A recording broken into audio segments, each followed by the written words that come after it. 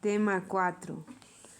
Escuelas penales. Introducción. El derecho penal ha seguido la evolución de la sociedad en sus diversas etapas, a las cuales nos hemos referido anteriormente, llegando a la conclusión de que es el Estado como máximo organismo que concentra el poder sancionador en representación de la sociedad. Para castigar a todo aquel que ha infringido la norma penal. Desde luego, no todos admiten que el Estado tenga el derecho de castigar. El Ius Puniendi tiene sus negadores. Ha sido los anarquistas puros quienes, al negar el Estado, repudian toda autoridad, todo juez, toda pena.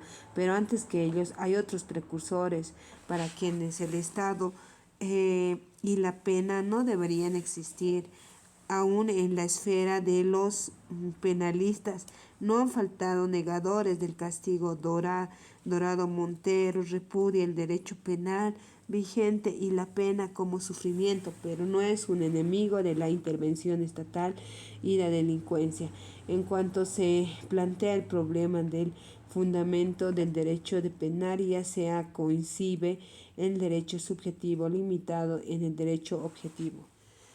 Luego surgen las teorías sobre el fundamento del derecho de penal. Así, según Bauer, pueden agruparse en tres absolutas, relativas y mixtas. Las primeras que penan el nombre porque han delinquido, los segundos se preocupan que no delinca, y la última en que se trata de conciliar la utilidad y la justicia. A esta corriente pertenece la historia de escuelas penales que no solo tratan de esclarecer el fundamento del derecho de penal, sino que se ocupa en la más amplia aceptación de la teoría del delito y la pena. 2. Escuelas. La escuela penal clásica. La escuela nació con consecuencia de la influencia de la Iglesia, de los enciclopedistas en general y particularmente en el libro de Beccaria. La reacción contra la barbarie de la penalidad del periodo anterior, de la venganza divina y de la venganza pública permitió el nacimiento de la escuela, de la cual surgieron distintas direcciones unidas por un lazo común. Se sintetizan o se ocupan bajo el nombre genérico de escuela penal clásica, precisamente en cuanto el nombre le fue adjudicado por el positivismo, pero con un sentido peyorativo para indicar lo viejo y lo caduco, siendo así que lo clásico es aquello que sirve como modelo, lo consagrado, lo ilustre. Sin embargo, de que todos los tratadistas se ocupan extensamente de esta escuela. No hay ninguna que tenga denominación. Lo que hay es que sus continuadores y sus adversarios, específicamente para atacarla y para no disgrenar sus ataques, llamaron genéticamente escuelas clásicas a todas aquellas tendencias contrarias a ellos. No es posible entonces hablar de una sola escuela dentro de la cual se ha parado toda la evolución jurídica a partir de Beccaria y se ha sustituido las más graves polémicas, de tal modo que la forma de tratar el problema penal ha sido diversa en todos los autores clásicos, comenzados por Romagnosi, luego con Carmignani, Rossi, terminando con Pasini y Carrara. Este último, el más ilustre, replantado el derecho penal clásico de todos los tiempos. Evolución. Los autores señalan en la evolución de la escuela clásica tres fases: primera fase filosófica, segunda fase matemática, tercera fase jurídica. La fase filosófica comienza con Beccaria y termina con Romagnosi y Carmignani. Esta fase estudia principalmente el fundamento del derecho de remitir que posee el Estado, la génesis del derecho penal, así como en sus instituciones, el concepto finalidad de la pena y relación existente entre la pena y la sociedad, etc. La fase matemática iría de Romagnosi y Carrara y busca encontrar una adaptación posible entre el delito y la pena, es decir, determinar las reglas que permiten caracterizar el hecho criminoso de tal manera que su penalidad responda exactamente a la gravedad y lenividad de este hecho. La fase jurídica comienza con el brillante publicista italiano Luis Lucchini. Realiza su obra capital con la elaboración del Código Penal italiano de 1839. Se caracteriza por la traslación de los principios de la doctrina al campo de la legislación. Esta última clase se puede considerar como una continuación más que como una sustitución de la presente. Esta clasificación adolece del defecto de la clasificación en general. No se puede decir que las penalidades del defecto de la clasificación en general no se pueden decir que las penalidades citadas en la segunda y tercera fase de esa evolución emitirán la consideración de la filosofía del derecho penal ni de los de la fase filosófica. No se preocupan de buscar ni establecer la proporción de la pena, etc. Toda la evolución de los tratadistas clásicos, salvo raras excepciones, es en el sentido integral, filosófico, matemático y jurídico. Además, esta distinción de fases solo tiene un valor didáctico. 3. Los principios esenciales de la escuela penal clásica. Los conceptos penales sustentados por las escuelas clásicas giraron en torno a las ideas, conclusiones eminentemente jurídicas y abstractas. El delito fue un fenómeno cuya etimología no fue bien conocida por falta de estudio y por el predominio del principio tradicional que colocaba la causa de los actos del hombre a su absoluta libertad y determinación. Consecuente, la escuela clásica fundamenta el principio de la responsabilidad en el libre albedrío. Esto es la facultad que tienen los hombres para decidirse por el bien o por el mal. Es decir, que cuando cometen delito realizan un acto de evolución voluntad, determinando por la elección libre hecha por el delincuente. Se busca en la pena la de retribución jurídica y contrapeso necesario para mantener que el fiel de la balanza clásica y de la justicia, el delincuente con sus antecedentes móviles y condiciones personales, no era detenido en cuenta para la determinación de la responsabilidad. Era un tipo que no se diferenciaba ni orgánica ni psíquicamente de los no delincuentes y que comenta que el delito que quería hacer, así como el mismo modo se habría abstenido. Pero si bien es cierto que la escuela clásica no estudió al delincuente, de ello no debe desprenderse que lo ignoró, sino que sus tratadistas no creyeron necesario estudiar al criminal que conocían bien, sino las jurídico del delito en relación con el individuo y la sociedad. Esta escuela nació justamente para enfrentar al delincuente frente a las arbitrariedades del juez, es decir, ha querido que la justicia exista también para el delincuente, y esto en consecuencia ha determinado el criterio de dicha escuela. La escuela de establecer un código perfecto que abarque los delitos y sus correspondientes penas. Consecuencias. Las consecuencias de este sistema eran fundamento de la responsabilidad, imputabilidad moral. O sea, si el delito se cometió con libertad, es decir, si se pudo elegir entre cometerlo o no. Conclusión, el delincuente, el problema moral no obrante, el carácter subjetivo predominante del delito. Desconocimiento de las causas del delito por falta del estudio por ellas. Los medios represivos, únicamente manera de combatirlo, finalidad, retribuirla de ellos, el interés social contemplado en términos suficientes. Resumen de sus postulados. 1. Metodológico abstracto. Puesto que el derecho penal para la escuela clásica es un sistema dogmático basado en conceptos especulativos, de aquí que el único método que debe emplearse sea el lógico abstracto. 2. Imputabilidad basada sobre el libre albedrío y la responsabilidad moral. Si el hombre hace uso de su libertad de albedrío cuando comete un acto delictuoso, él ha violado la ley moral, y sabiendas la responsabilidad moral es por el consciente y fundamento y justificación por la pena.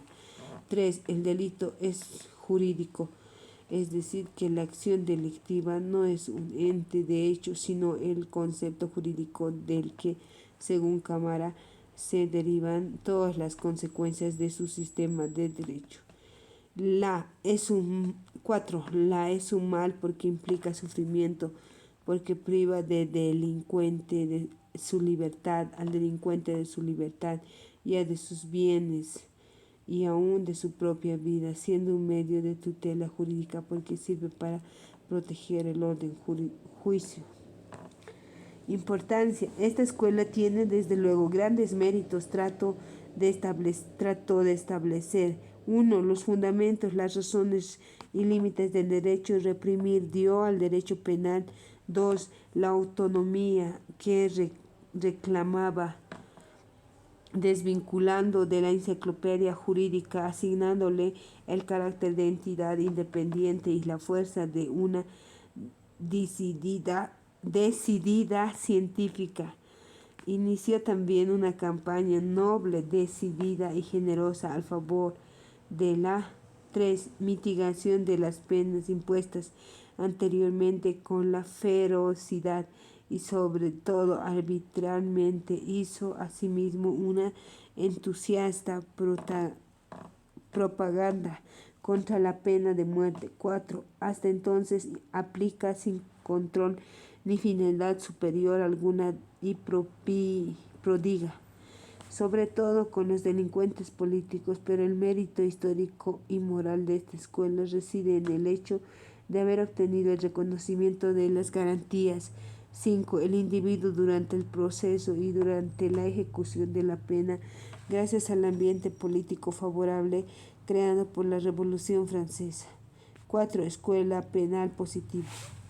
Orientación de la escuela penal positiva aparece como un producto de antítesis culturales que apuntan en el horizonte del pensamiento humano al finalizar del siglo XIX, particularmente de la concepción monista del mundo y la vida, asentada sobre premisas denoministas. La escuela penal positiva toma orientación de las ideas filosóficas en boga, el socialismo imperante de las concepciones biológicas de aquel tiempo, de las tendencias transindividualidades que se acentúan frente a las exageraciones del individualismo político, de la filosofía de boga, es decir, el positivismo filosófico toma su instrumento metódico, la inducción experimental en cuanto a la sociología creada por Augusto Comte. No solamente presta su nombre a la obra de Enrique Ferri, Sociología Criminal, sino que reduce el campo del derecho penal y lo convierte en un mero capítulo de la sociología, del campo de las ciencias naturales, aparte del método experimental que se extiende a las ciencias sociales y culturales y por consiguiente al derecho penal. Todos sus cimientos más valiosos del sector biológico es que predominan las ideas de Darwin y Spencer, la doctrina de la selección natural, la adaptación al medio, la concepción de la sociedad como un organismo influye en los principios de defensa social y en la construcción del tipo de delincuente. En cuanto al transindividualismo, la escuela positiva importa una reacción contra el individualismo clasista, producto de la Revolución Francesa, pues esta escuela se basa en la concepción estatal de la autoridad punitiva. De esta manera, el derecho penal abandona las consecuencias jurídicas y sus bases especulativas y los estudios positivos, donde se aplican los métodos de la observación que Comte traslada al campo de las ciencias sociales y sus relaciones con las biológicas y naturales. Había ya aparecido el libro de Darwin, El origen de las especies, el de Spencer, Los primeros principios, y el de Morel, el estado de la degeneración, y el de Carlos Marx critica que el de la economía política. Desde entonces, el delito es estudiado como el resultado de causas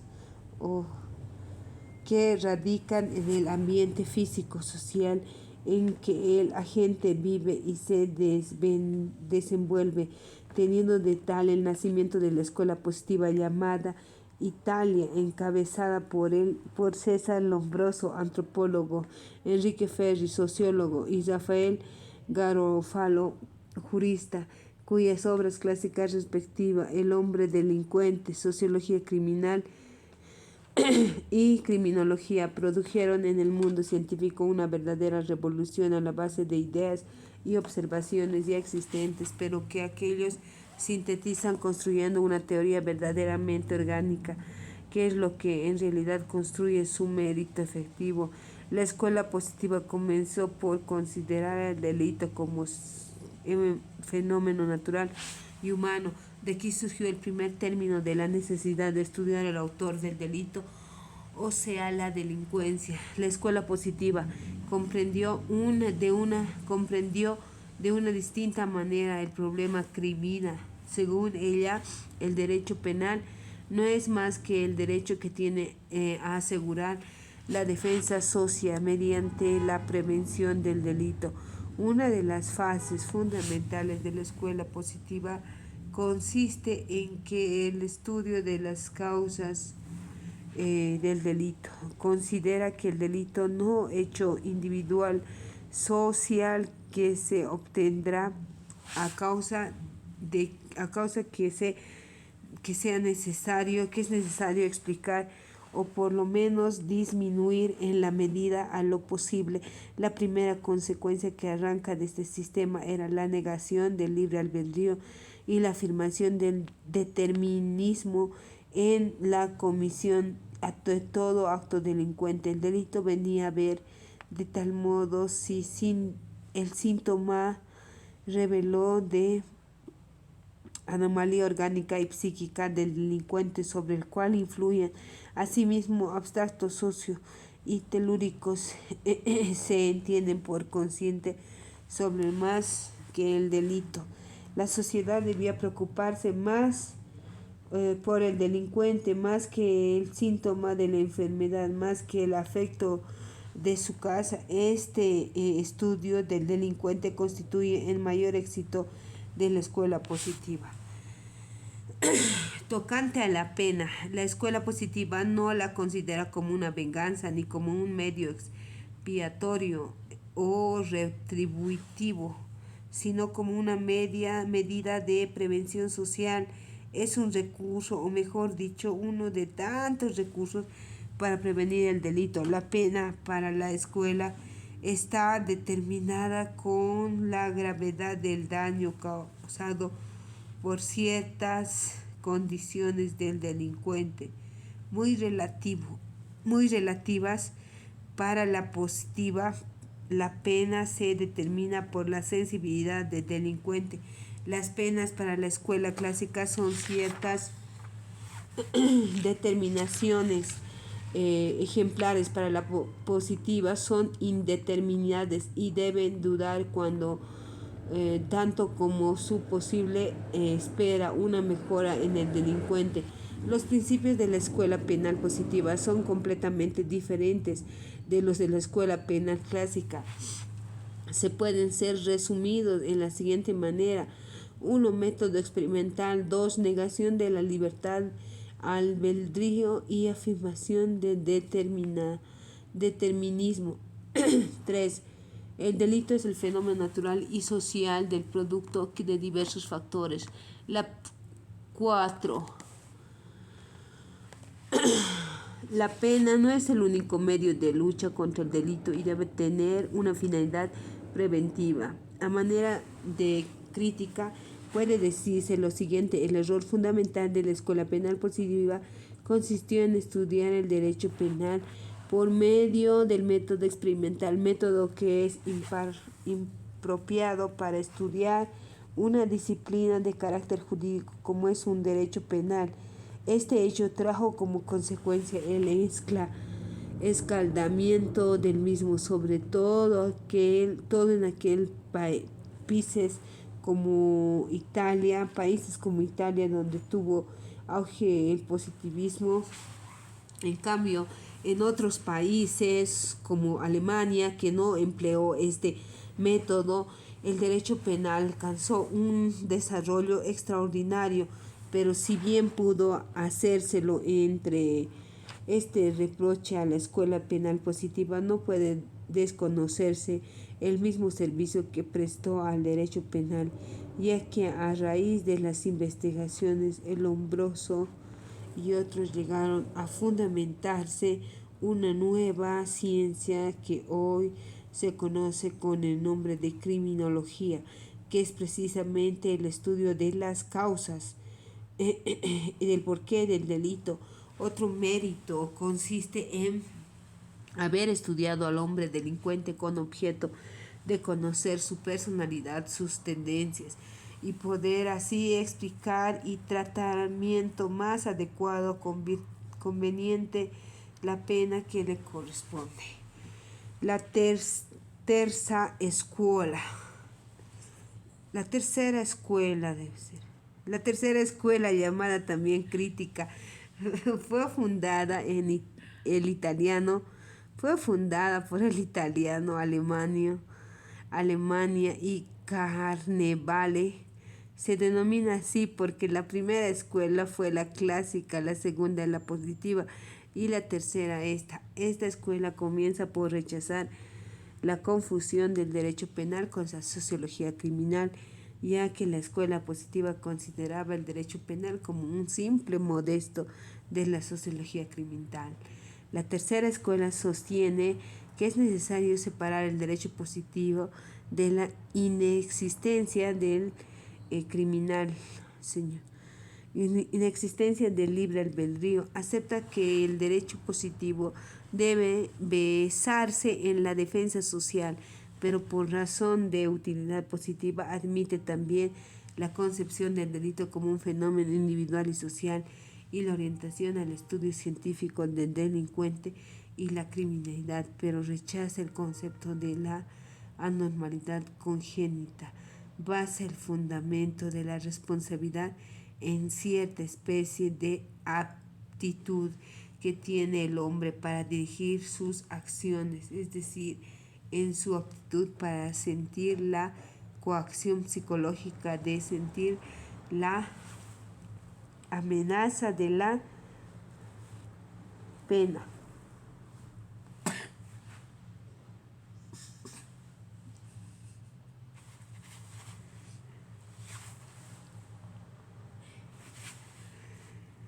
Cinco, escuela correccionalista. Como una avanzada del positivismo, aparece en 1839 la escuela correccionalista, que más que una escuela presenta una teoría sobre el fundamento del derecho de reprimir. Viene desde la época antigua el concepto de que la pena debe tener una finalidad correctiva. Ya Platón la llamada medicina del alma. Esta es una idea que le sirvió a la escuela correccionalista para delinear sus postuladores.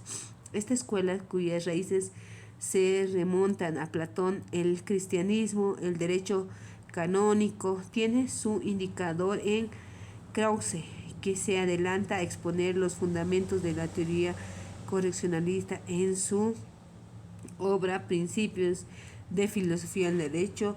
Sus continuadores de Ares y Lucas y su sistematizado penal en Carlos Dat Augusto Roeder en sus obras Fundamento Jurídico de la Pena Correccional. Manera de mejorar el régimen de las prisiones y las doctrinas fundamentales reinantes sobre el delito y la pena en sus interiores condiciones. Según esta escuela, el Estado tiene el deber de defender el orden jurídico necesario a sociedad para su existencia y debe hacerlo atacando la causa del delito que reside en la inferioridad del delincuente, cuya cuya voluntad torcida ha de procurar corregir, de donde se desprende que una pena es un bien y no un mal. Tanto hará el delincuente cuando para la sociedad, en otros términos, no se castiga al delincuente para infligir daño, sino para regenerarlo. Una pena que no tenga finalidad correctiva es inútil y arbitraria. Debe considerárselo a dos criminales como individuos falto de educación y necesitados de ella. La reforma y corrección del delincuente ha de corregirse mediante la enseñanza y educación en las prisiones, tendientes a enderezar la voluntad, la inteligencia y la sensibilidad del delincuente. 6. Escuela criminal. Puede ser conocida como una ciencia o como una escuela. Como ciencia se ocupa de estudiar y describir las instituciones en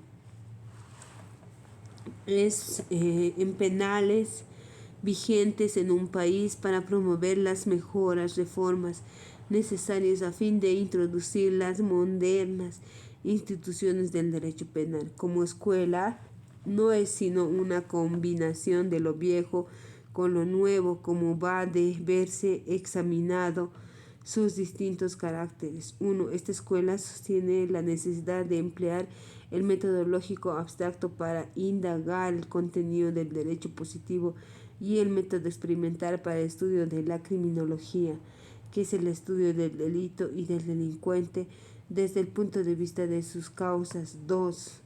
En cuanto a la imputabilidad, la política criminal proclama la necesidad de considerar un nexo subjetivo en la responsabilidad para con independencia del libre albedrío. Reconoce la impuntualidad para los delincuentes normales y el estado peligroso como base de medida a tomarse contra los delincuentes que se desvían de la norma. 3. El delito es para la política criminal un concepto jurídico, pero con fenómeno natural. Es producto de factores endógenos y exógenos, entre los cuales el factor económico juega un papel preponderante, como lo hace notar la Unión Internacional del Derecho Penal. 4. En cuanto a la pena, acepta que debe tener un fin, pero ella se aplica a los delincuentes imputables, mientras que los peligrosos deben ser corregidos o inocuidades mediante medidas de seguridad. Como portavoces de esta escuela podemos citar a Gerardo von Hamel, profesor de Ámsterdam, Franz von Liszt, profesor de Berlín, y Adolfo Prinz de Bruselas. Concluyó, eso es el tema 4. Gracias.